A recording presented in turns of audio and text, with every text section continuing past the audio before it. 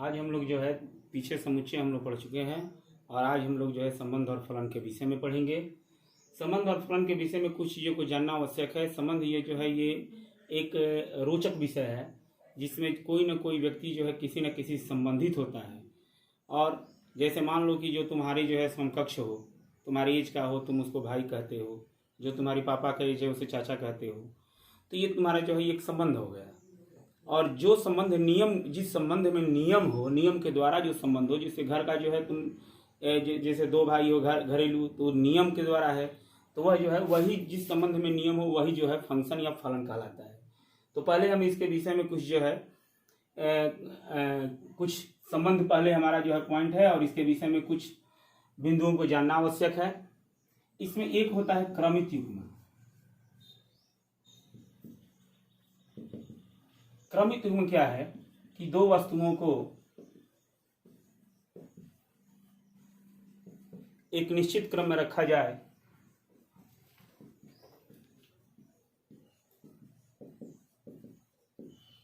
एक निश्चित क्रम में रखा जाए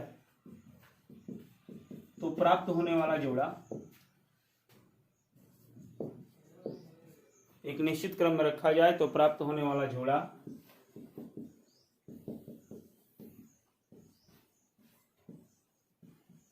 क्रमित युग्म कहलाता है। अब देखो जैसे जो है सेट है तो सेट को हमेशा मोझोला कोष्ठ में लिखते हैं, और क्रमित युग्म है तो क्रमित युग्म को हम जो है जैसे मान लो कि यह ए बी है, जैसे फॉर एग्जाम्पल ए बी, तो छोटा कोष्ठ में जो लिखा जाता है वह क्रमित युग्म है।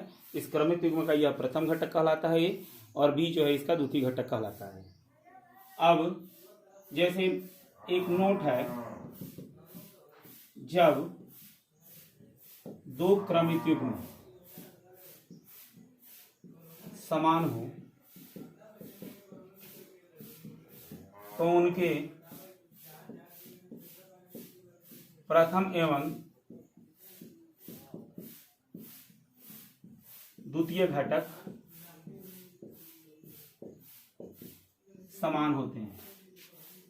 प्रथम एवं द्वितीय घटक, जब दो क्रमित युग्म समान हो तो उनके प्रथम घटक आपस में और द्वितीय घटक आपस में समान होते हैं। जैसे मान लो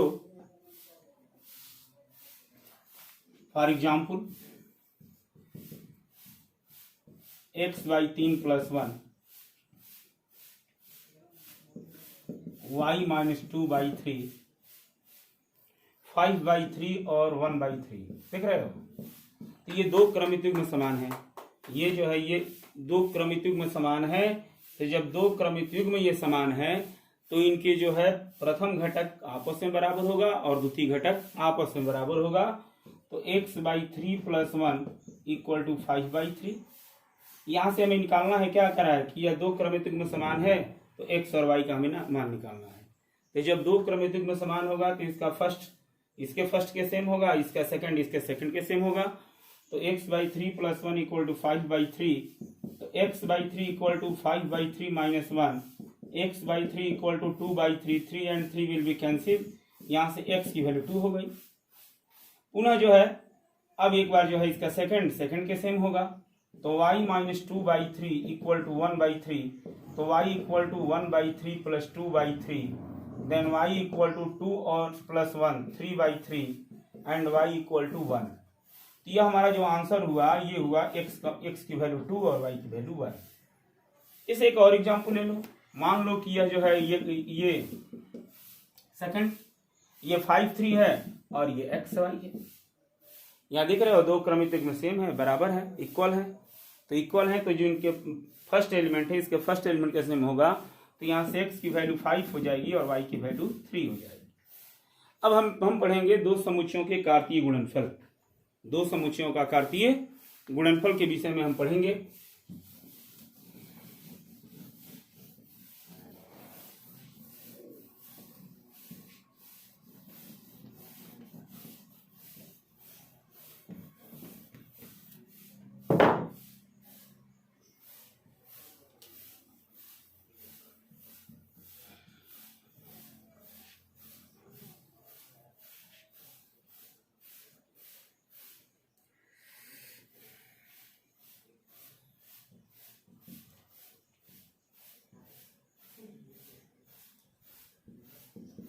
दो समुच्चयों का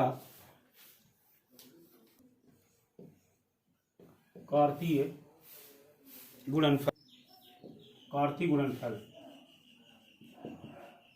कार्टेशियन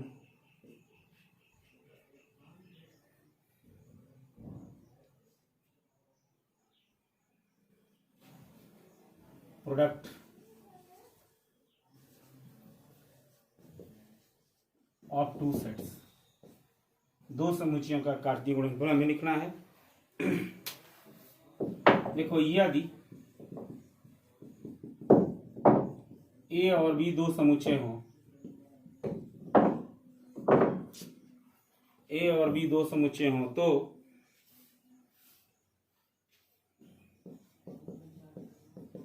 ए के अवयव को प्रथम घटक एवं बी के अवयव को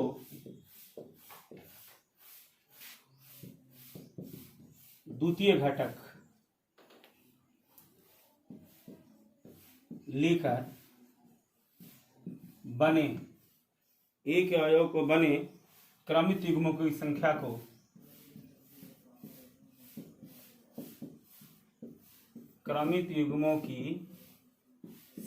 को दो समुच्चयों का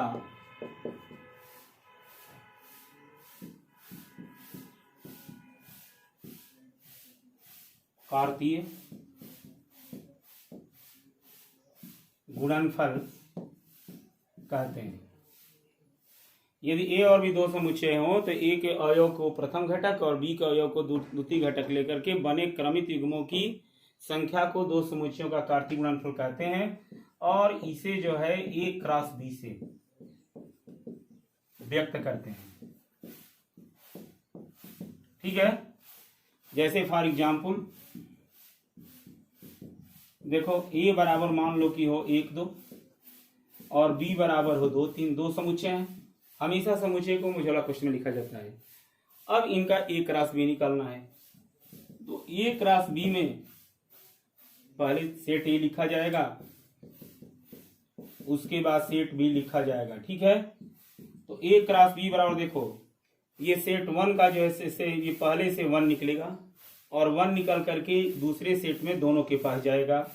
इसको 1 सेट में जब क्रॉस होता है तो दोनों सेट मिल करके 1 सेट बन जाते हैं और ये जो है अब यहाँ 1 जो है जाएगा 2 के पास, फिर 1 जाएगा 3 के पास, फिर इस सेट से 2 निकलेगा, इन ये दोनों के पास जाएगा, ये 2 2 हुआ और ये 2 3 हुआ। यदि मान लो कि बी क्रॉस ए पूछे तो बी क्रॉस ए में पहला सेट कौन सा लिखोगे? बी का, और दूसरा सेट किसका लिखोगे? ए का। तो B cross A equal to ये हो जाएगा।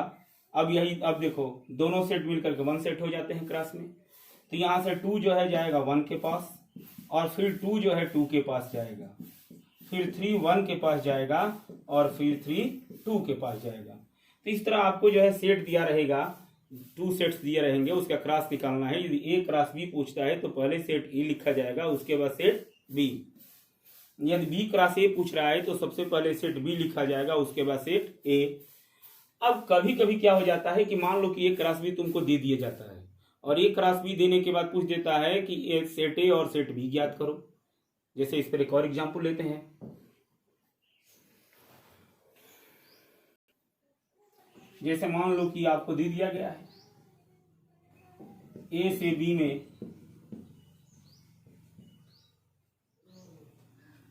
जैसे तुमको दे दिया गया है ए क्रॉस बी आपको दे दिया गया है 2 3 3 4 2 5 मान लो दे दिया गया है। कह रहा है कि सेट ए क्या ज्ञात करो और सेट बी ज्ञात करो। तो ए क्रॉस बी जो दिया है तो ए क्रॉस बी में जो पहला सेट क्रॉस करते समय पहला सेट ए का होगा, दूसरा सेट बी का होगा। तो इसमें ए की जो ये क्रमित युग्म है, इस क्रमित युग्म का पहला घटक ए का होगा, तो ए का हो जाएगा 2 3। क्योंकि सेट में कोई भी अंक कोई अक्षर दोबारा नहीं लिखते तो 2 पहला इसका 2 है, इसका 3 है, 2 तो 2 लिख दिया गया है, केवल 2 3 होगा। दूसरा जो क्रमित युग्म का जो पॉइंट होगा वह बी का होगा, क्योंकि एक क्रॉस में बी दूसरे स्थान पर है तो क्रमित युग्म का जो दूसरा एलिमेंट होगा सब वो बी का होगा। 3 4 5। अब नोट में यदि ए तथा बी में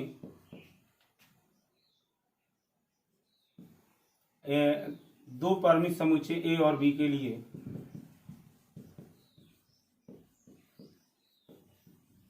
समुच्चय ए तथा बी के लिए एन ए क्रॉस बी, माने ए क्रॉस बी में अवयवों की संख्या, number of element in A cross B, यह होता है ए में अवयवों की संख्या और बी में अवयवों की संख्या के गुणनफल के होता है। जैसे फॉर एग्जाम्पल आपको दे दिया गया कि ए बराबर 1 2, बी बराबर 3 4 5, तो कह रहा है कि ए क्रॉस बी में अवयवों की संख्या बताओ। ए क्रॉस बी में अवयवों की संख्या बताओ। देखो सॉल्व करो। ए बराबर है 1 2, तो N A what is the value of N A, number कितने जो है ए में कितने अवयव हैं, 2 है, तो एन ए का मान 2 हो गया। बी है तुम्हारा जो है 3 4 5, तो एन बी का मान क्या होगा, एन बी का मान हो जाएगा number of element in B कितना हुआ 3, इसमें 3 अवयव हैं, तो ए क्रॉस बी में अवयवों की संख्या एन ए क्रॉस बी होता है N A cross N B. N A cross N B, N A means 2 और एन बी मीन्स 3, यानी टोटल कितना हुआ 6। अब चलते हैं आगे।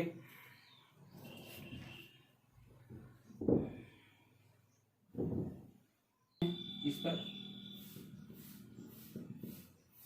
जैसे मान लो कि तुमको दे दिया है A equal to 1 2, B equal to दिया है 1 2 3 4,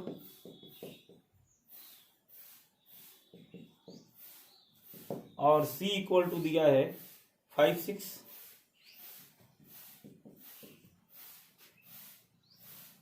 हमें निकालना है ए क्रॉस बी इंटरसेक्शन सी। तो ए क्रॉस बी इंटरसेक्शन सी निकालने के लिए पहले बी इंटरसेक्शन सी निकालेंगे। तो बी इंटरसेक्शन सी मैंने वे अवयव जो बी और सी दोनों में क्या हो, उभयनिष्ठ हो। तो सेट बी देखो और सेट सी देखो, देखो इन दोनों में क्या है, बी और सी दोनों में क्या है, तो बी और सी दोनों में कोई कॉमन एलिमेंट नहीं है, तो ये हो जाएगा तुम्हारा रिक्त। जब ये रिक्त हो गया तो ए क्रॉस बी इंटरसेक्शन सी, तो ए क्रॉस बी इंटरसेक्शन सी में फर्स्ट ए है और सेकंड ये पूरा है, तो पहले सेट ए लिखोगे 1 2 और उसके बाद बी इंटरसेक्शन सी 5 हो गया, तो इसका जो है ये इसका क्रॉस क्या होगा 5 होगा। अब चलते हैं हम आगे। जैसे मान लो एक और एग्जाम्पल लो, ए इक्वल टू 1 2 3 4, और इसमें जो एक संबंध है R equal to A B such that A is the element of A, B is the element of A B को विभाजित करता है, ए बी को विभाजित करता है, रोस्टर रूप में लिखना है।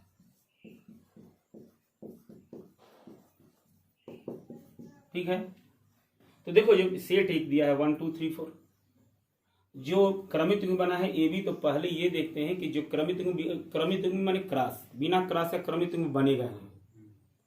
क्रमित युग्म तभी बनेगा जब क्रॉस होगा। तो पहले हम देखेंगे कि हमें तो सेट ए है, एक ही सेट है, तो उस सेट में क्रमित युग्म से इंडिकेट करते हैं कि क्रमित युग्म में पहला अवयव ए का है, दूसरा अवयव भी ए का है, यानी यह भी ए का है, यह भी ए का है, यानी ए क्रॉस ए का है। और ए क्रॉस ए का क्या सभी और लिखा जाएगा, आगे लिखा है कि उसी को लिखो जो ए बी को विभाजित करता है, यानी उसी को लिखना है जिसमें पहला दूसरे को विभाजित करे। तो देखो अब कंडीशन से इसको रोस्टर रूप में हम कैसे लिखेंगे, 2 बार सेट को लिख लो इसी को, क्योंकि ए क्रॉस ए का लिखना है, मैं लिख लिया। अब रोस्टर रूप में क्या लिखना है, ऐसे क्रमित युग्म लिखना है जिसमें पहला दूसरे को विभाजित करे। तो देखो ए क्रॉस ए करोगे तो 1 1, ए क्रॉस ए का ही अवयव होगा 1 2 3 4 अक्रॉस 1 2 3 4। लेकिन चूंकि आपको क्या लिखना है, कैसे जो है लिखना है, R equal to A B such that A is the element of A, B is the element of A B को विभाजित करता है। इसके अनुसार यह जो है ये गुण विधि है, इसको रोस्टर बीज में लिखना है। तो एक क्रॉस एक आयो लिखो 1 1, देख रहे हो, पहला दूसरे को विभाजित करेगा 1 2 1 3 1 4। अब देखो 2 1 नहीं होगा, क्योंकि 2 1 में देख रहे हो 2 1 में क्या 2 1 को विभाजित करेगा? साफ कंडीशन दिया है कि ऐसे को लिखना है जिसमें ए बी को विभाजित करे, यानी पहला दूसरे को भेज, तो 2 2 होगा, विभाजित कर रहा है, और 2 4 होगा। 3 1 नहीं होगा, 3 1 नहीं होगा, 3 2 नहीं होगा, 3 3 होगा केवल। 4 1 नहीं होगा, 4 2 नहीं होगा, 4 3 नहीं होगा, क्या होगा? 4 4। तो इस तरह हम जो है एक करिए, तुमसे कोई पूछे कि जो है दो क्रमिक युग्म समान हो, दो क्रमिक युग्म क्या हो? समान हो, और ये कोई पूछे कि दो क्रमिक युग्म समान है, तो आसानी से जो है जो पूछ रहा है निकाल सकते हो। 2 सेट्स दिया गया हो, उसका क्रॉस पूछ रहा है, वही क्रॉस भी पूछ रहा हो, तो पहले सेट ए लिखोगे, उसके बाद सेट बी उसका क्रॉस कर दोगे। या 2 सेट जो है दिया गया हो, और जिस तरह का जैसे ए क्रॉस बी पूछे तो हमेशा ध्यान रखना सेट ए और सेट बी क्रॉस ए पूछे तो पहले सेट बी उसके बाद सेट ए। यदि हो सकता है कि ए क्रॉस बी का दे दिया हो और सेट ए और बी पूछ रहा हो, तो सेट ए और बी में तुम ए और बी का मान आसानी, क्रमिक युग्म का पहला ए का होगा, दूसरा बी का, आसानी से उसका मान निकाल सकते हो। जिस चीज की जो है मेरा चैप्टर का नाम था संबंध और फलन, तो संबंध और फलन के विषय में क्रमिक युग्म और कार्तीय गुणनफल का जो है जानना आवश्यक था, इसलिए पहले मैं उसको शुरू किया। अब अपने मेन पॉइंट पर आ रहा हूं, संबंध है क्या? संबंध मान लो कि संबंध जो है दो समुच्चय के बीच में होता है, दो सेट के बीच में होता है। तो संबंध जैसे मान लो कि रास्ते में चलते हो, और रास्ते में क्या होता है कि तुम्हारी जो है एज का कोई लड़का दिखाई देता है, उसको तुम भाई कहते हो, तो उसमें कोई नियम नहीं है, लेकिन वो एक संबंध हुआ। तो जो है दो परिवारों के बीच में ए क्रॉस ए तथा बी, दो समुच्चय में ए क्रॉस बी के उप समुच्चय को, ए क्रॉस बी के उप समुच्चय को ए का बी में संबंध कहते हैं, या ए से बी में संबंध कहते हैं। इसे ए क्रॉस बी से, हाँ, इसे आर से व्यक्त करते हैं। संबंध की अंग्रेजी रिलेशन होती है, और रिलेशन का आर से व्यक्त करते हैं। ए तथा बी दो समुच्चय हों, तो ए क्रॉस बी का जो है जैसे दो सेट दिए गए हैं और कोई संबंध आपको दिया गया है, तो देखेंगे कि वह संबंध जो है उन दोनों समुच्चयों का है कि नहीं। तो यदि उस संबंध के सभी और ए क्रॉस बी में शामिल हो जाते हैं तो वह संबंध है, लेकिन तो उसके जो है कोई भी क्रमिक युग्म में ए क्रॉस बी का जो है उप समुच्चय नहीं है, तो संबंध नहीं है। नोट में, यदि समुच्चय ए में एम अवयव, समुच्चय बी में एन अवयव हो, तो कुल संबंधों की संख्या बराबर होती है 2 की पावर ए में। जैसे फॉर एग्जाम्पल ए बराबर दिया है 1 2, बी बराबर दिया है ABC, तो ए से बी में संबंधों की संख्या बताओ। ठीक है, संबंधों की संख्या पूछ रहा है, कुल संबंध नहीं पूछ रहा है, संबंधों की संख्या। तो देखो यहाँ ए बराबर है 1 2, तो ए बराबर 1 2 है, और बी बराबर क्या है? ए बराबर 1 2 है और बी बराबर है ABC। तो संबंधों की संख्या, तो चूंकि तुम माने हो फार्मूले कि में ए में अवयवों की संख्या को m से व्यक्त करते हैं, तो चूंकि ए में ए बराबर 1 2 है, में कितने अवयव हैं, 2 अवयव हैं, तो यहाँ m का मान 2 हो गया। b बराबर है a b c, तो नोट में क्या लिखे हो कि b में समुच्चय b में a में m अवयव है और समुच्चय b में अवयवों की संख्या को n माने हो, तो इसमें कितना अवयव है, 3 है, तो n का मान 3 हो गया। तो संबंधों की संख्या सूत्र होता है 2 की पावर mn, यानी 2 की पावर m की वैल्यू 2, n की वैल्यू 3, 2 की पावर 6 यानी 64। फिर अब देखो डोमेन, या इसे कहते हैं प्रांत। संबंध R में क्रमित युग्मों के प्रथम घटक को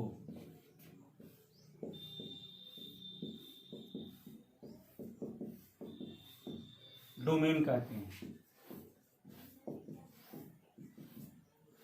डोमेन के बाद होता है सह डोमेन या सह प्रांत। यदि कोई संबंध ए से बी में हो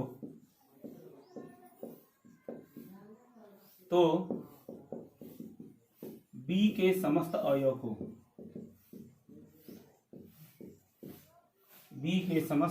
को सह प्रांत कहते हैं, सह प्रांत या सह डोमेन कहते हैं।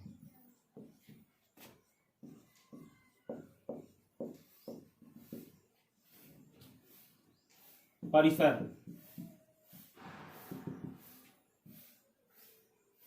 संबंध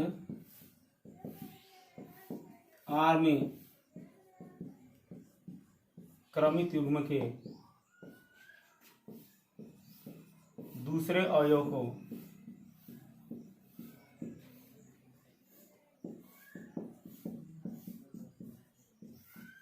परिसर कहते हैं। जैसे फॉर एग्जाम्पल ए बराबर है तुम्हारा 1 2 3, बी बराबर है 2 3 4, 2 सेट है। ए से बी में संबंध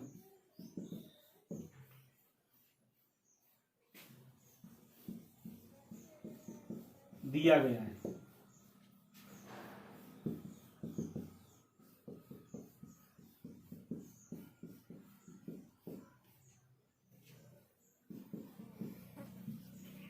संबंध